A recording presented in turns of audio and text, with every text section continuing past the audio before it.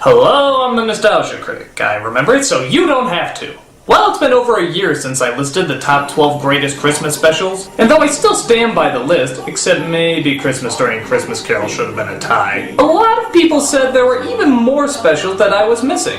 So much so that I pretty much had no choice but to do another one. There's so many good specials out there, how can you just keep them to one list? These are sort of the runners-up, the next best after last year's choices. So, get ready, because this is the return of the Christmas specials!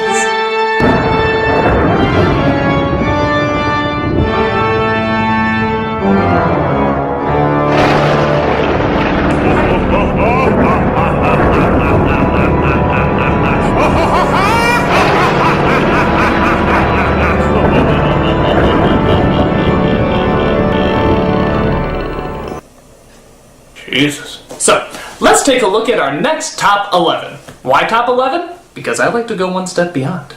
Let's take a look.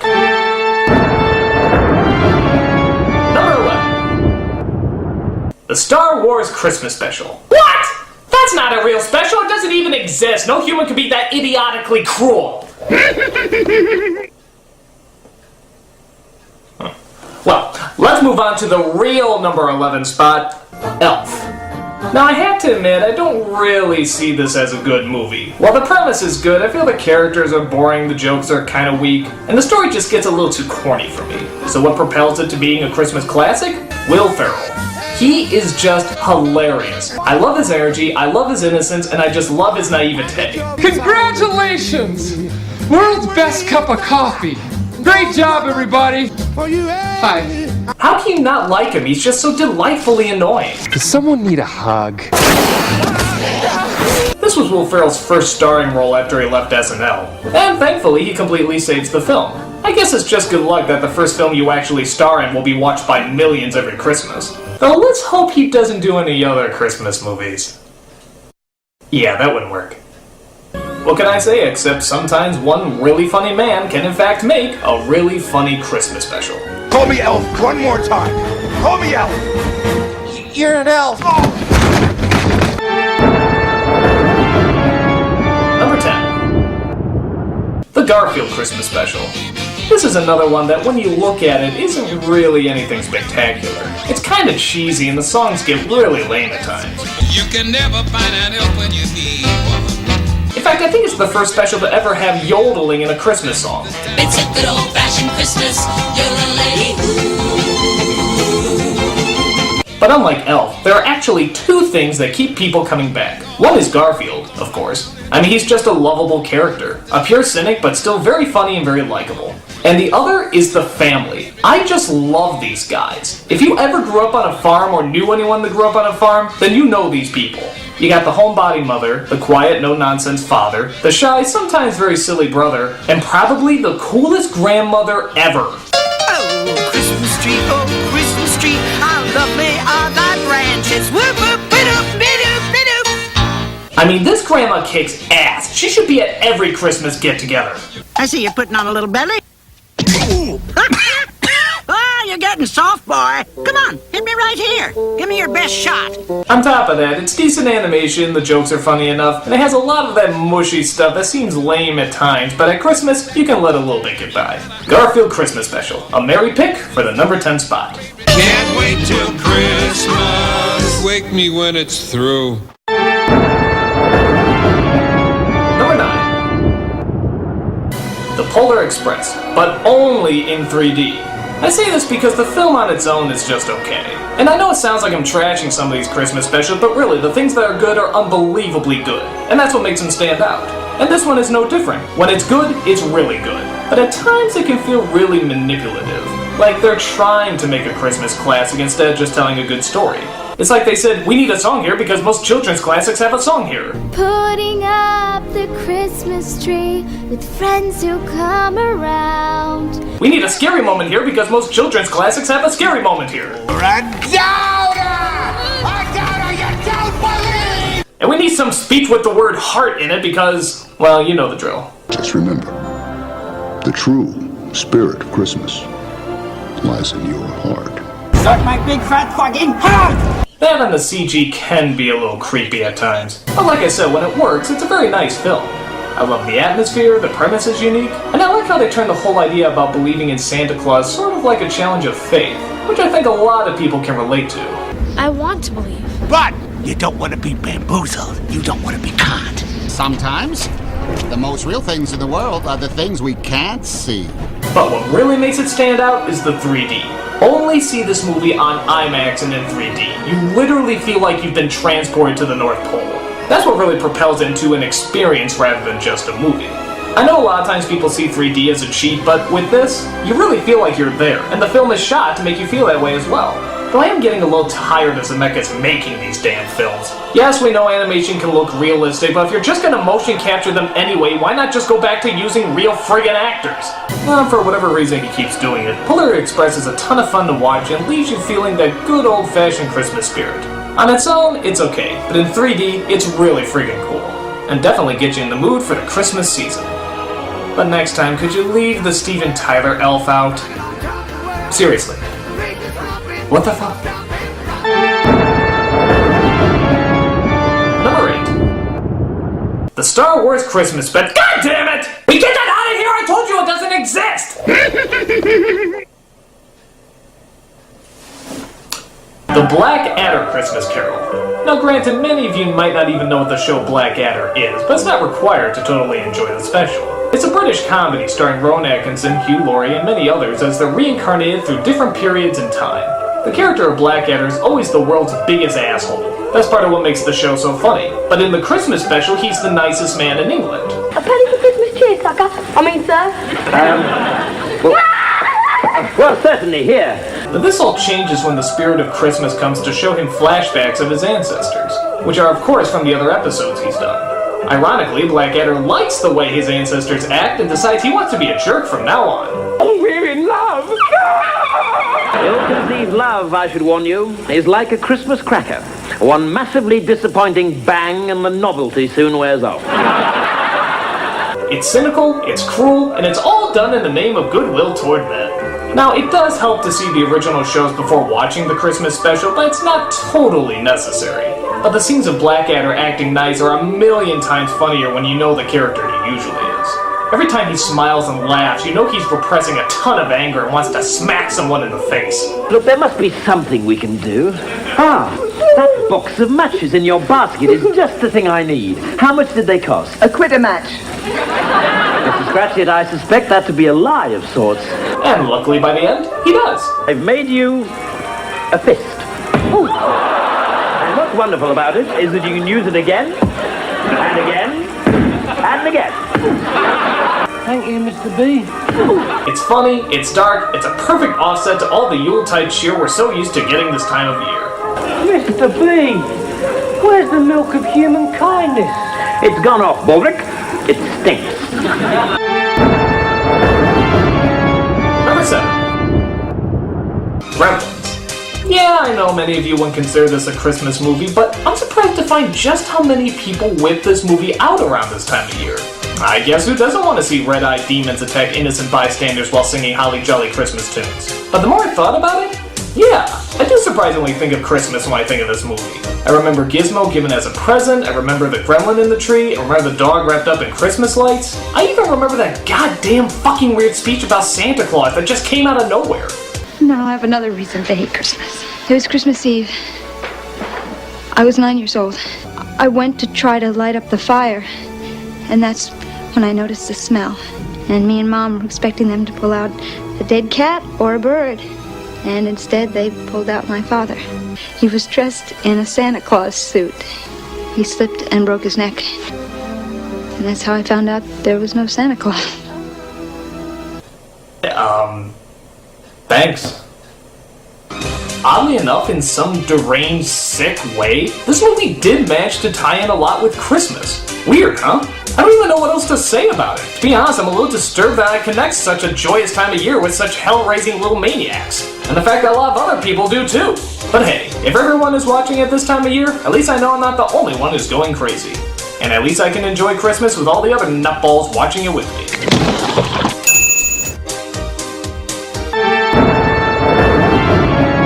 Number 6. The Nativity. Well, yeah, sort of a no-brainer. The story of Christmas wouldn't be here without the story of Christmas. It's pretty straightforward, though they do address some areas of the story that many have overlooked. Like Joseph's reaction that Mary apparently had a virgin birth. He's about ready to actually stone her until the angel finally appears and set things right. Oh, really? Immaculate Conception, huh? Oh, the Son of God! Yeah, the Lord of all, no kidding. Wow, I'm gonna give the Archangel 2 seconds before I pound the living shit out! Don't, Joseph. It's cool. You got lucky. I also really enjoy the 3 wise men in this movie. They're actually really likable and even a tad bit goofy. But not too much that's over the top. The only problem I have is that the spiritual aspect almost seems rushed at times. Every time the angel appears, it's like a drive-by prophecy. Bitch, you pregnant, bye! But the rest of the film is good. It's thoughtful, it's heartwarming, and it's very engaging to watch. For some reason, the film got really panned by critics. I'm not entirely sure why. Maybe because it was following on the heels of The Passion, and everyone thought we were going to see more religious sadist porn after that. I don't know. But the film is good and seriously overlooked. In fact, I'm curious to see what else the director of this movie has directed recently. Well, trust me when I say this film is good. And if you haven't seen it yet, check it out this Christmas. I mean, it's Jesus' birthday for crying out loud. You own that.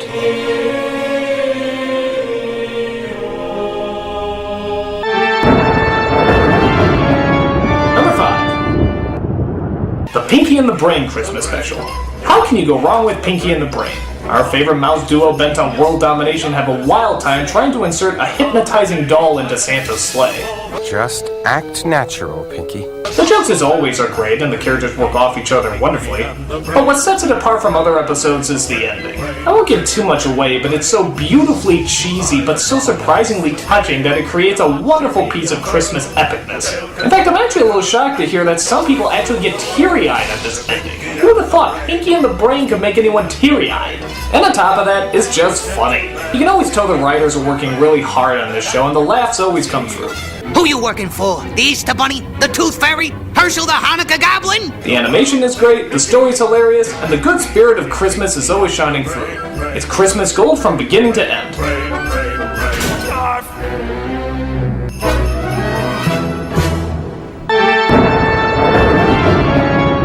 Number 4. All in the Family, The Draft Dodger. Often considered one of the great... Okay, what is that? Can you tell me what that is? Often considered one of the greatest sitcoms of all time, All in the Family created a brilliantly uncomfortable scenario for almost every episode. They also did a ton of Christmas shows as well, but probably the most poignant was The Draft Dodger. It's Christmas Eve at the Bunker's house and the always conservative and bigoted Archie is eating with his family, but he's greeted by one of Mike's friends from Canada who's breaking the law by being there because he moved there to avoid the draft. On top of that, one of Archie's friends is invited too, who recently lost a son in Vietnam. My God, the awkward machine is about to blow! Again, I don't really want to give anything away, so I won't say much more. But let's just say it's uncomfortable. I wrote to the president about it, Mr. Bunker. He just couldn't come up with as many reasons for killing people as I could for not killing them. I will also say that you can see why this show is often considered one of the best shows ever. Its writing is so direct and so uncompromising that you have no choice but to confront the issues they're talking about. As always, though, they mix in just the right amount of comedy as well. Well, you think the whole people of this country can say whether or not they want to go to war? You couldn't get a decent war off the ground that way. It's funny, powerful, and leaves quite an impact. But hey, that's the show in a nutshell. And on Christmas, you can always expect something strong and meaningful every time.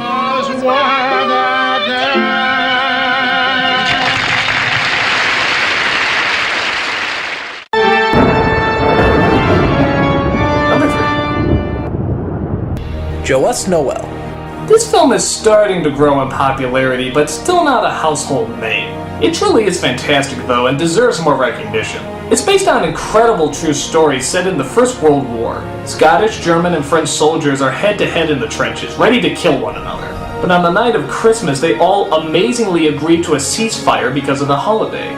We were talking about a ceasefire for Christmas Eve. They come out of their bunkers, they talk to each other, exchange pictures. and even hold a mass. It's friggin' unbelievable. When you watch it, you really can't believe people can be this good. They form strong and powerful friendships that they don't want to destroy if they go back to war. Because of this, things get very complicated the day after, and the day after that, and even the day after that.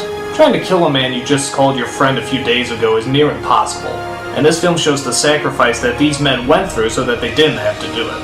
Again, I don't want to give too much away, but the focus is on the night the troops stopped firing. They decided to show their fellow man the peace and love that Christmas is all about. It's an unbelievable story and is captured very well in this film. Trust me when I say if you haven't seen it yet, you're in for something special.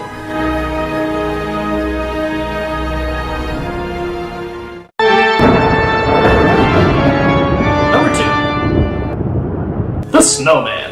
Yeah, I heard a lot of you complaining on the last list that I forgot to put this in. Well, here it is in all its animated glory, and it truly is wonderful. It's hard to describe exactly what makes it so good. I think it's just the fact that it's a relatively simple story that somehow really seems to teleport you to another world. There's no sound and no dialogue, but that just makes it stand out even more. The look is very unique and really offers a warm, imaginative look at winter. The story you've heard before is pretty much the tale of Frosty the Snowman. The boy makes a snowman, he comes to life, he flies. Well, that's fucking cool. And he takes him to a rocking party where there's like a bajillion other snowmen? Dude, I want to go to a snowman party. Not his. The only downside I have to admit is the ending. It's not really bad or anything, but it's just so damn depressing. And there's not one happy thing about it. Most children's classics have something uplifting at the end, but this film is just like, nope, life sucks, Merry Christmas. It pisses me off every time. How dare they show me the truth? But then again, maybe that's the strength of the piece. You like it so much that you never want to see it end. The Snowman is simply a classic, no matter how you look at it. The villagers go by like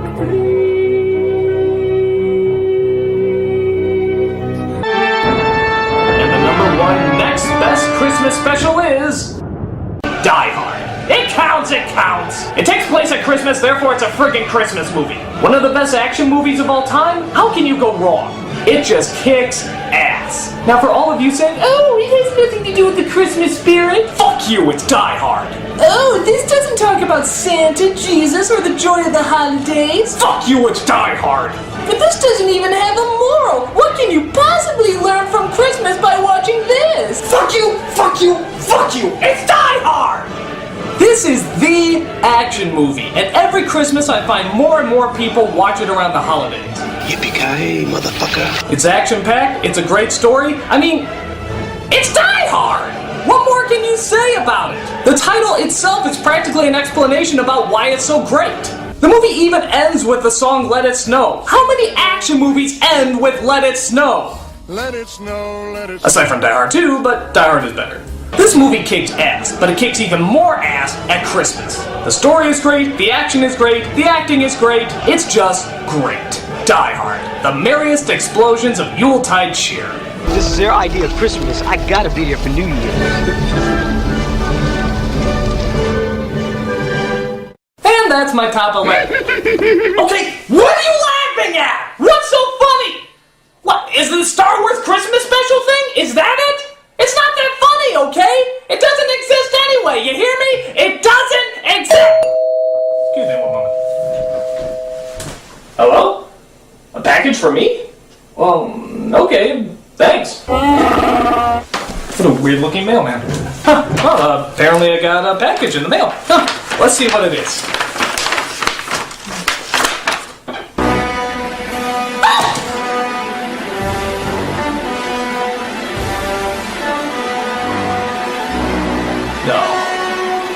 That's not true! That's impossible! Search your feelings, you know it to be true. You have paid the price for your lack of vision. Please! Anything but this! I can't do it! I can't do it!